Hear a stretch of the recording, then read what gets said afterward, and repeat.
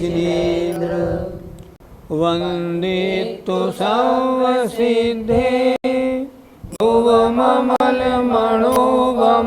गतिं पते मोक्षामि समय पाहुण निर्मो सुध केवली भणिदम।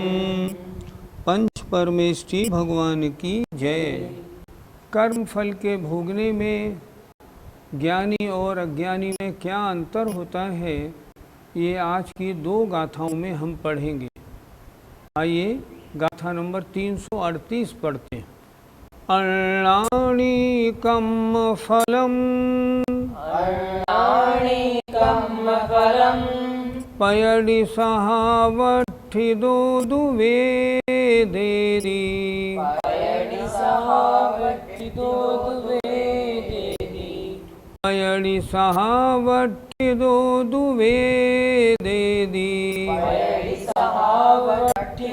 दुवेदेदी राणी पुण्य कर्म फलम जान दिउदिदम न वेदेदी।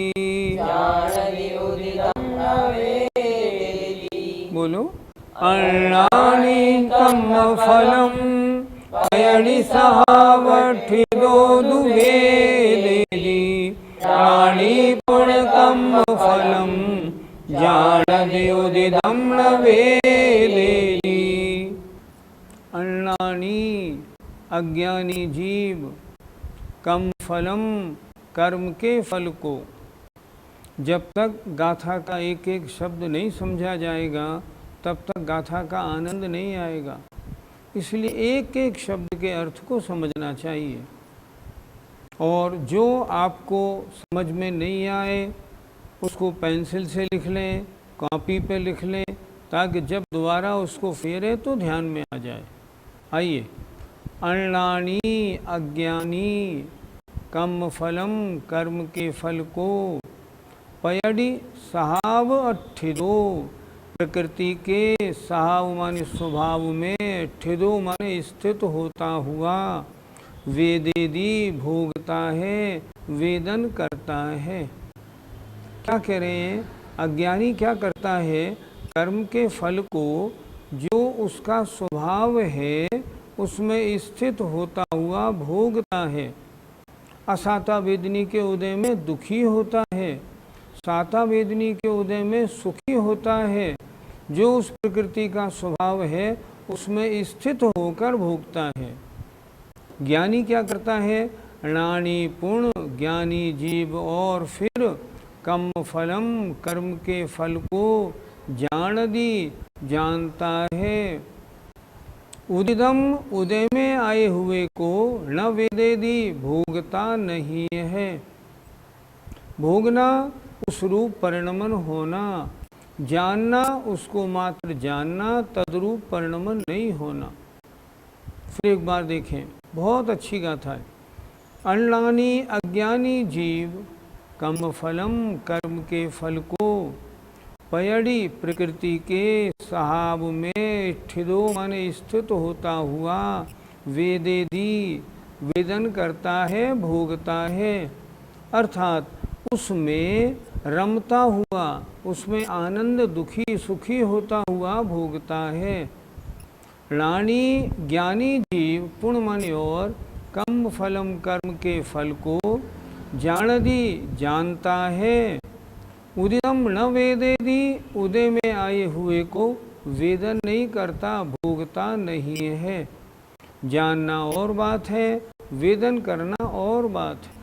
अज्ञानी जीव कर्म के फल को प्रकृति के स्वभाव में स्थित होता हुआ भोगता है, परंतु ज्ञानी जीव उदय में आए हुए कर्म के फल को जानता मात्र है, भोगता नहीं है। कर्म के फलों में हर्ष विषाद कब होता है? जब तक जीव को निज पर का पक्का भेद विज्ञान नहीं है, या यूँ कह लें जब तक जीव रत्नत्रय में स्थित नहीं हुआ है और वह अपने आप में लीन नहीं है। जब वह लीन हो जाता है तब कर्म के उदय में हर्ष विषाद बिल्कुल नहीं होता। ज्ञानी होता है, ज्ञानी तो ये समझता है कर्म का उदय है, शरीर की अवस्था है, मेरा क्या बिगड़ना, इसलिए वह कर्म के उदय में हर्ष विषाद नहीं करता, बल्कि कर्म के उदय को समता पूर्वक भोगता है। पंडित जी, ज्ञानी कर्म फल को कैसे भोगता है? आपका प्रश्न ठीक नहीं रहा। कर्म फल को भोगने का काम अज्ञानी का है, ज्ञानी का नहीं। ज्ञानी कर्म फल को भोगता नहीं, ज्ञानी तो कर्म फल को जानता है। कैसे जानता है? देखें एक बार, वाजराज मुनि महाराज के शरीर में कोढ़ हुआ, कोढ़ में भयंकर पीड़ा, बहुत कष्ट, बहुत गंदगी, तो क्या वो उसमें उन्होंने अपने को दुखी माना? जब वो देव आया और उसने उनसे पूछा, मैं वैद्य हूँ, आपकी बीमारी ठीक कर सकता हूँ, क्या बीमारी ठीक करोगे? मैं आपका कोढ़ ठीक कर दूँ? उन्होंने कहा, ये बीमारी तो मुझ में है ही नहीं, ये तो मेरे शरीर में है, मुझ में तो बीमारी है जन्म मरण रूप संसार की, उसको ठीक कर सकते हो क्या? ज्ञानी तो ऐसा होता है, शरीर में कोढ़ है, कष्ट है, बदबू है, वह उसको भोगता नहीं, उसको जानता है। एक स्तुति है सकल गे ज्ञायक, उसमें कितना अच्छा लिखा है, मैं भ्रम्यो अपन पो विसरी आप, अपनाए विधिफल पुण्य पाप। हे भगवान, मैं स्वयं अपने स्वरूप को भूलकर भ्रमण कर रहा हूँ, मेरी गलती क्या है? अपनाए विधिफल पुण्य पाप, कर्म दो प्रकार के, पुण्य और पाप कर्म, उनके जो फल हुए उनको मैंने अपनाया, अर्थात जो पुण्य का फल हुआ मुझे बहुत अच्छा लगा और जो पाप का फल हुआ मुझे बुरा लगा, मैंने उनको अपनाया। इससे क्या हुआ? अज्ञानी बना रहा, मिथ्या दृष्टि बना रहा। ज्ञानी भोगता नहीं, ज्ञानी जानता है। अज्ञानी या मिथ्या दृष्टि भोगता है और ज्ञानी जानता है, दोनों में बहुत अंतर है। अज्ञानी के पिता की मृत्यु होती है तो वो रोता है, मेरे पिताजी की डेथ हो गई, और ज्ञानी क्या जानता है, इनकी आयु इतनी थी, इनका आत्मा इस शरीर को छोड़ के चला गया। किसी की डेथ किसी की नहीं हुई, शरीर अलग हो गया, आत्मा अलग हो गई। ज्ञानी और अज्ञानी में बहुत अंतर है, इसलिए यहाँ आचार्य ने दो शब्दों का प्रयोग किया है, वेदेदी और जानेदी। वेदन करता है, भोगता है अज्ञानी, जानता है ज्ञानी, और जो ज्ञानी जानता है उसे हम कहते हैं ज्ञाता दृष्टा बनना। हमारा काम क्या है? जब भी बुरे अवसर आए जीवन में, ज्ञाता दृष्टा बने। ज्ञाता दृष्टा माने साक्षी, गवाही बनिए, बस। आपको किसी से मतलब नहीं, साक्षी बनने से मतलब है, मेरे सामने ऐसा हो रहा है, बस। अब उसमें सुखी और दुखीपन मानने की कोई आवश्यकता नहीं। ज्ञानी की परिणति ऐसी होती है, इसलिए अज्ञानी भोगता है, ज्ञानी तो मात्र जानता है।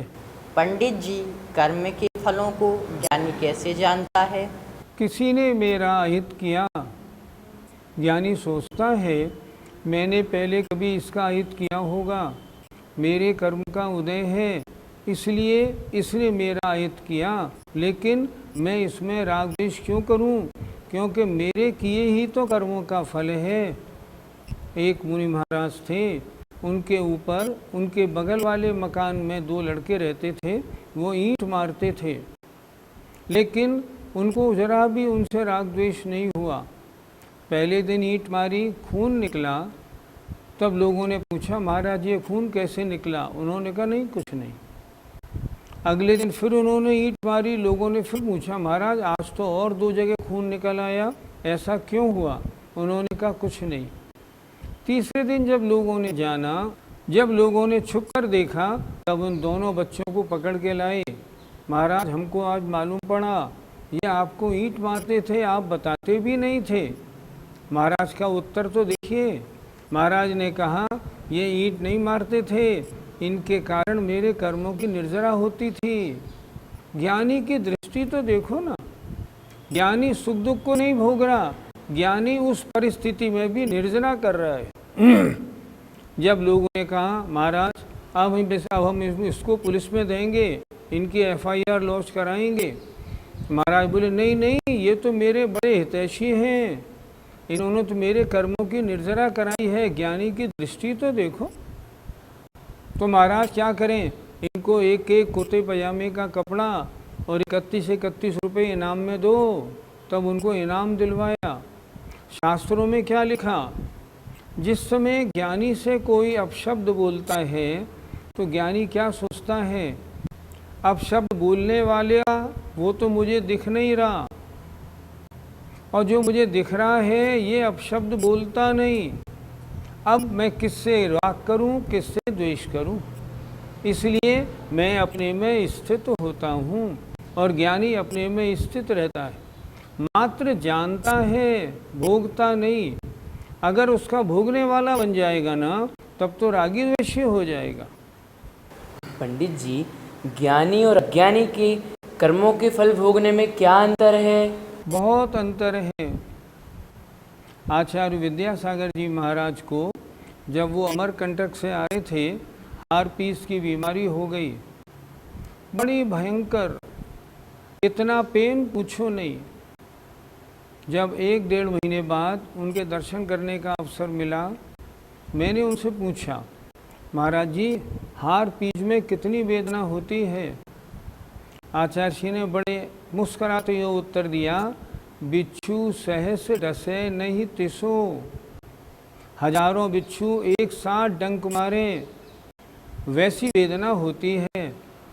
मैंने फिर आचार्य जी को बोला, आचार्य जी जब इतनी वेदना थी तो आप विश्राम करते। हम लोग क्या करते हैं, हम लोग ये करते हैं ज़रा सी तबीयत खराब हो जाए तो रेस्ट करते हैं।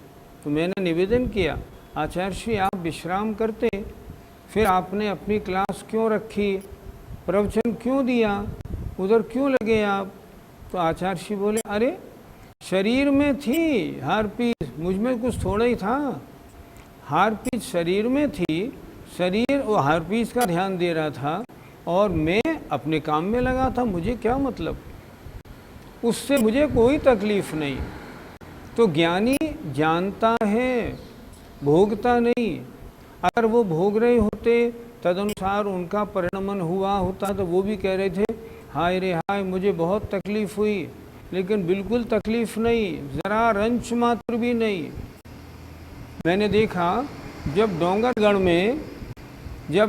में उनको पिछली बार 10 लक्षण पर्व में 3-4 बुखार हो गया था, तब भादों सुदी 10वीं को उनका केस लॉन्च का दिन था और भादों सुदी 7वीं से बुखार था।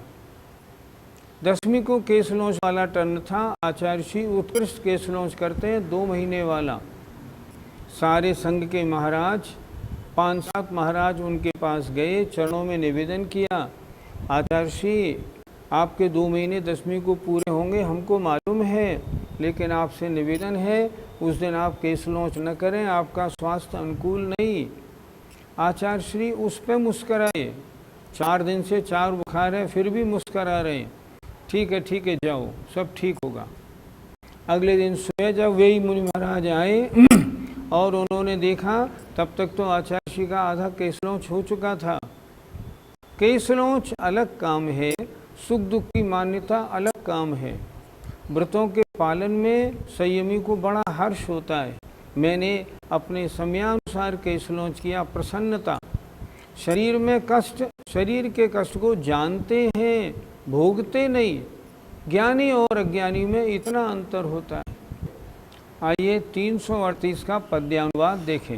मक्खी बना मुदित मानस हो मलों में, है मूर्ख मूढ़ रमता विधि के फलों में। साक्षी बना न विधि के फल भोगता है, ज्ञानी वसी न तजता निज योगता है। कितना सुंदर पद्यानुवाद। ऊपर की 2 पंक्तियों में ज्ञानी की अज्ञानी की बात, नीचे की 2 पंक्तियों में ज्ञानी की बात। देखें जरा, जैसे मक्खी को मल में बैठने में बड़ी प्रसन्नता होती है, ऐसे ही जो अज्ञानी है मूर्ख, मूर्ख है, मूढ़ है, वो कर्म के फलों में रमता है, उनको भोगता है, दुखी दुख है फिर भी भोगने में उसे आनंद आता है, जैसे मक्खी को। और ज्ञानी कैसा होता है? साक्षी बना, वो जानने वाला बनता है, भोगने वाला नहीं।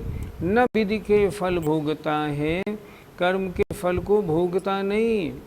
ज्ञानी वशी, ज्ञानी कैसा है? पंचेंद्रियों को वश में करने वाला है, वो अपनी योग्यता को छोड़ता नहीं, अपनी ज्ञानीपने को नहीं छोड़ता।